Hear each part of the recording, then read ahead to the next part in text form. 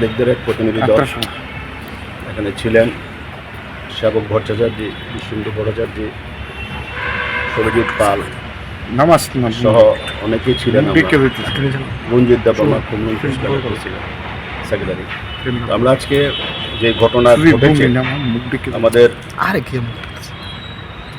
মাননীয় এডিটর আজকের ফরিয়াদ কাগজের ওনার বাড়িতে যেভাবে বিক্ষোভের নামে একটা অসভ্যামি করা হয়েছে, ওনাকে একটা ছবির মধ্যে লাল ক্রস দেখিয়ে খতম তালিকার মতন একটা হুমকি দেওয়া হয়েছে।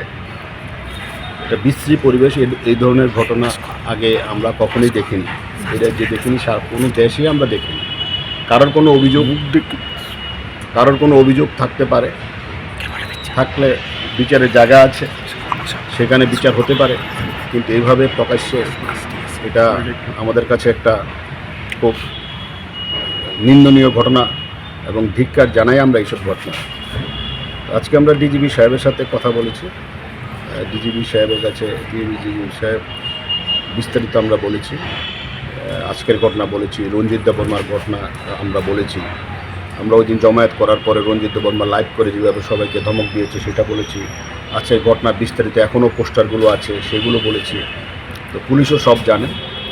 তো উনি বলেছেন যে আমাদের এডিটর সানিদ দেবরায়ের বাড়িতে সিকিউরিটি বসানো হয়েছে এবং সব ধরনের সিকিউরিটি উনি আশ্বাস দিয়েছেন এবং সোশ্যাল মিডিয়ার মাধ্যমে উনি সাংবাদিকদের নিরাপত্তার বিষয়টি আজকে একটা বার্তাও উনি দেবেন। এছাড়াও আইন অনুযায়ী যা যা করার উনি সব করবেন।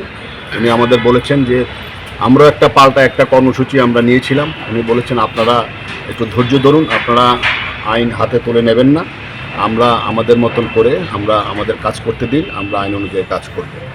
তো আমরা অপেক্ষা করব যে উনি কী ধরনের ব্যবস্থা গ্রহণ করেন, তারপরে আমরা আমাদের পদক্ষেপ নেব।